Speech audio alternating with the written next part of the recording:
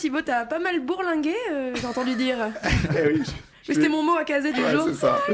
Oui, c'est vrai, j'ai beaucoup voyagé en train ces temps-ci, et ça inspire. Ça inspire une chronique, déjà, des grèves aussi, bon. Mais également des romans, comme Le Crime de l'Orient Express d'Agatha Christie. Vous l'avez lu Oui, mais pas vu. Moi, j'ai été déçu. Ça se passe pas du tout à l'Orient. Oh là là là là. Et quand... Thibaut Marchand. Et quand tu prends le train, il y a toujours un suspense. T'as la sensation que le chef de bord découvre où il va. T'as l'impression qu'on allait le chercher chez lui, on lui a bandé les yeux, on a fait 5 fois le tour du quartier, on l'a mis dans le train et là on lui a tendu une enveloppe avec la destination. C'est pour le sortir de son train-train quotidien. Mais toi, en attendant, Merci. Mais toi, en attendant, tu flippes dans ton petit siège, parce que depuis 2 jours, t'as tout appris par cœur. Le numéro du train, le 6692 en direction de Marseille-Saint-Charles, le numéro de la voiture, le numéro du siège, et là, tu vois le TGV sur le quai d'à côté, tu te dis, putain, si ça se trouve, c'est ce train-là que j'aurais dû prendre. Et c'est là que le chef de bord intervient pour te rassurer. Vous avez bien pris place à bord du... Déjà, là, il est pas sûr de lui. Du TGV, numéro 6692, yes, en direction de Marseille-Saint-Charles, yes. Il desservira la gare de Bordeaux-Saint-Jean, logique. Oui, si t'es nul en géo, tu comprends pas la vanne. Il faut que la SNCF aussi trouve un truc pour les bagages.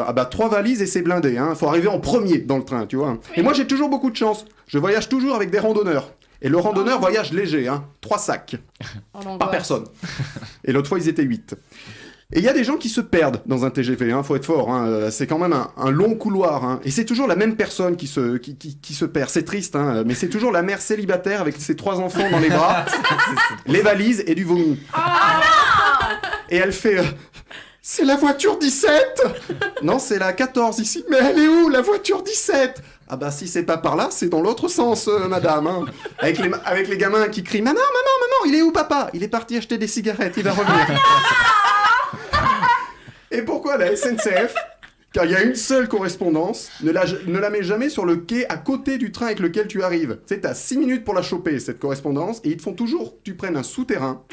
Là, tu prendras un ascenseur qui est en panne, qui t'amènera au -1. Ici, il faudra prendre un escalator qui t'amènera au 0, et là, tu prends la correspondance. C'est pas compliqué, merde. Et dans tous les trains, il y a tout dans les trains. De toute façon, un bon voyage en train, c'est avec un bébé qui pleure, un mec qui parle fort, un gars qui récupère ses valises 20 minutes avant que le train arrive en gare. C'est moi. C'est toi. Des gens qui pique-niquent ou qui vivent dans le TGV. Non, parce que des fois, on a un doute.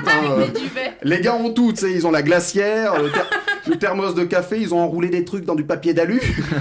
Tout d'un coup, t'es réveillé par une odeur de pâté. Mais pas le mauvais pâté, tu sais, le bon pâté d'Ardèche, tu vois. Ouais. Et il y en a un d'un coup qui fait « Oh merde, j'ai oublié les cornichons !» C'est vraiment trop con, Gilbert. Et si tu les laisses faire, ils ouvrent le rouge. Et une fois, mon train avait percuté une personne. On a perdu un temps pour un mec mort. Égoïste. Je l'ai dit au chef de bord, je lui ai dit « C'est long, on repart ?» Il m'a dit « Non, on ramasse. » Un sacré bout en train. Alors n'attendez pas de chute à cette chronique, c'est le terminus. Ouais.